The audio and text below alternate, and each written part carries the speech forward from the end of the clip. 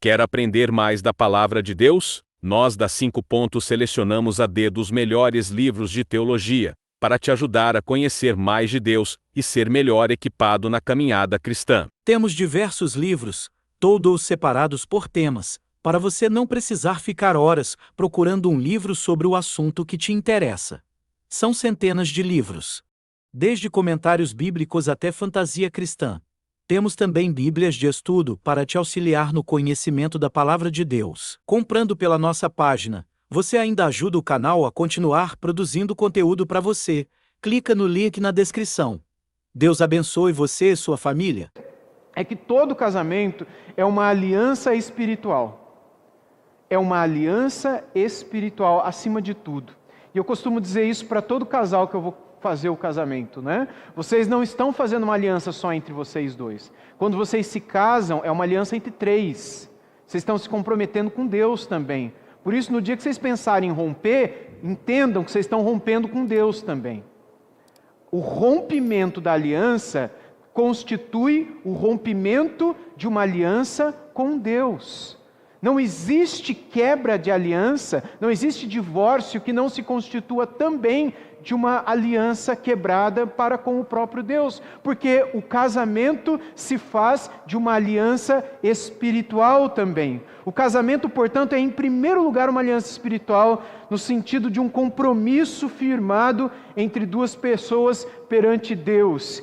É espiritual, porque foi estabelecido e regulamentado por Deus. Foi Deus quem regulamentou o casamento. É Ele quem instituiu, e a gente acabou de ler isso aqui em Gênesis 2. Ele estabelece a base, ele funda, ele cria a mulher, ele diz para a mulher como ela tem que ser, fala para o homem, diz que eles têm que deixar seu pai e sua mãe. Adão e Eva nem precisavam ter ouvido isso, porque eles não tinham pai e mãe, mas eles teriam filhos e os filhos teriam que deixá-los, para que eles então pudessem se casar.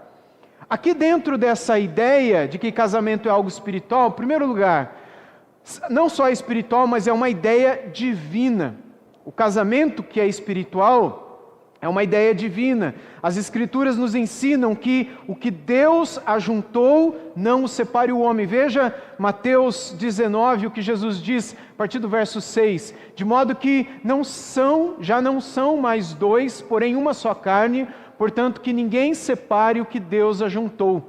Os fariseus perguntaram, então por que Moisés ordenou dar uma carta de divórcio e repudiar a mulher?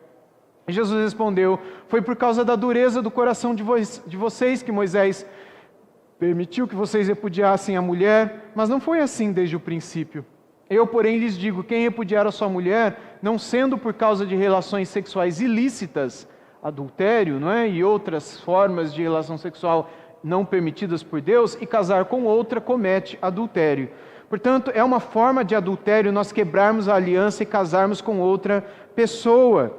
Foi Ele quem nos uniu, é Ele quem une. Se você não é casado ainda, se você não é casada ainda, entenda que Deus nos criou para o casamento. Deus nos criou para que vivamos juntos. Pode ser que um ou outro Deus permita que viva sem se casar e o sirva dessa forma até morrer. Mas essa não é a regra, essa é a exceção. E Jesus disse isso também quando Ele fala de algumas pessoas que são separadas assim para o reino de Deus. Mas a forma correta, a forma que Deus instituiu é a forma do casamento. Mesmo vocês que são solteiros, têm que ter isso em mente. E vocês que já são casados, terem em mente também que o nosso casamento é um plano de Deus. Deus quem une. Ele é quem cria a instituição tão bela, mas ao mesmo tempo tão desafiadora, chamada casamento. Porque embora seja algo bom, é um grande desafio. Porque a gente está vivendo com um pecador, a gente está vivendo com uma pecadora, a gente está vivendo com uma pessoa totalmente diferente da gente. Porque foi Deus quem criou, Ele é muito bom, e uma vez que tudo que Deus cria é bom, deve ser recebido com ação de graças. Todo casamento. A razão por que a gente deve lutar pela família é porque o casamento não é uma invenção humana.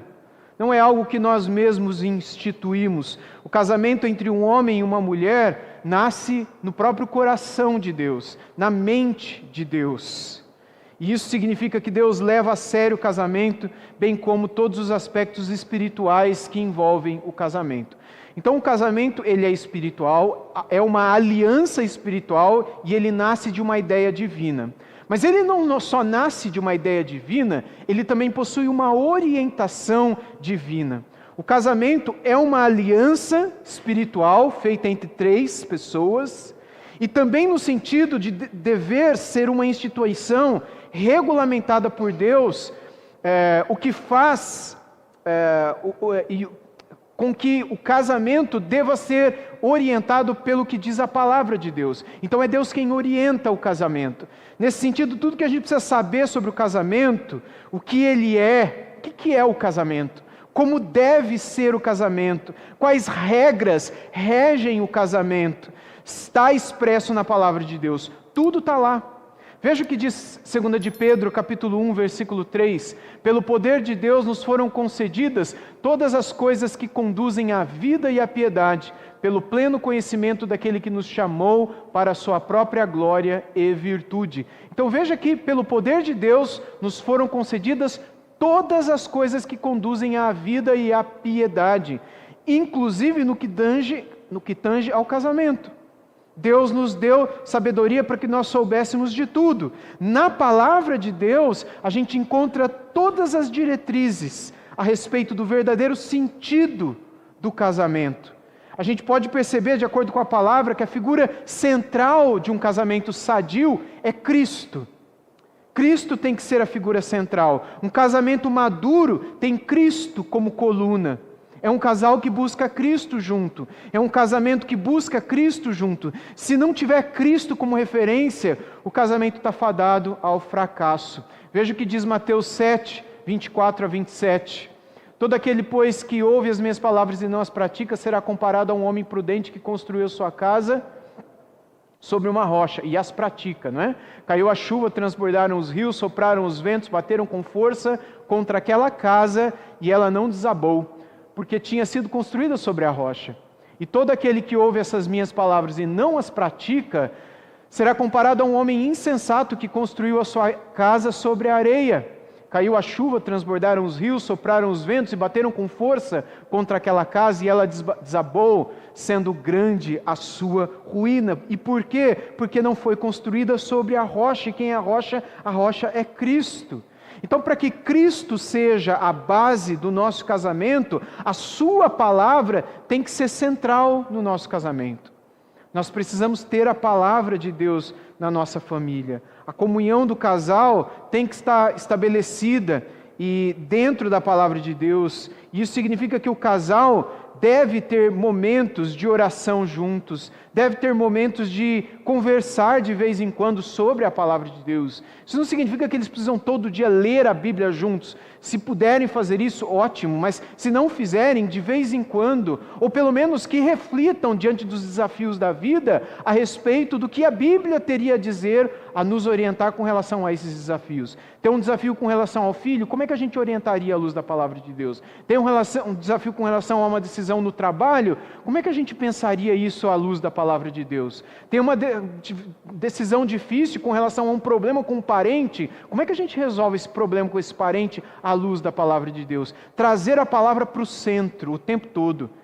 Como a palavra de Deus é o verbo de Deus e como o verbo de Deus é Cristo, isso significa que a gente vai estar trazendo Cristo o tempo todo para o centro, fazendo com que as nossas mentes, não é, reflitam nele o tempo todo. E isso é papel dos dois, do homem e da mulher. Embora o homem tenha o seu chamado para conduzir o casamento, conduzir espiritualmente o casamento, ele tem essa responsabilidade. Se o homem se furtar da sua missão, a mulher não pode se esconder debaixo disso e dizer, como ele não está fazendo, não preciso fazer nada. Não, ela deve tomar a iniciativa, e essa é a ideia de ser submissa, de colocar de volta na missão aquilo que está talvez um pouco fora. Um outro aspecto importante dentro das diretrizes da palavra para o casamento é a necessidade do amor, não é? Que é uma estrutura fundamental de sustentação dessa instituição. O homem, o marido, ele deve se entregar em amor por sua esposa. Esse é o padrão. Veja, por exemplo, Efésios 5, 28, que diz para a gente: assim também o marido deve amar a sua esposa como ama o próprio corpo. Quem Ama a esposa, ama a si mesmo. Todos os maridos devem amar a sua esposa, e Paulo vai dizer um pouco mais adiante, aí no capítulo 5 de Efésios, que ele deve amar a esposa como quem ama quem? Como Cristo ama a igreja. É uma tarefa muito mais difícil do que a tarefa de uma mulher ser submissa ao marido, que é a tarefa como a igreja é submissa a Cristo, que ele também fala um pouquinho depois em Efésios 5. Porque ser parecido com a igreja é um pouco mais fácil do que ser parecido com Cristo. A missão do homem é quase impossível, mas ainda assim ele tem que se dobrar em 1000 para poder amá-la e servi-la e se dedicar a ela e se sacrificar por ela e se submeter muitas vezes, em algumas ocasiões, por amor a ela, para que o nome do Senhor seja glorificado no lar. E a esposa também deve amar e respeitar o seu marido. Veja o que Tito 2,4 diz: a fim de instruírem as jovens recém-casadas a amar o marido e os filhos. Aqui Paulo está dizendo para as mulheres mais velhas, as mulheres casadas, essa é a ideia, não é? Não necessariamente mulheres idosas, mas todas as mulheres casadas, quando elas forem instruir as mais jovens, as que não são casadas, a instrução é, quando vocês casarem, e também vocês recém-casadas, vocês devem amar os seus maridos e os seus filhos. Nesse sentido, as mulheres mais velhas devem ser uma referência no que diz respeito a amor pelos filhos e amor pelo marido também, diante das mulheres mais novas. Por todas essas razões, a gente pode dizer com segurança que o casamento é, em primeiro lugar, uma aliança espiritual, porque se não for com a ajuda de Deus, nada disso é cumprido e realizado. Nada disso é realizado.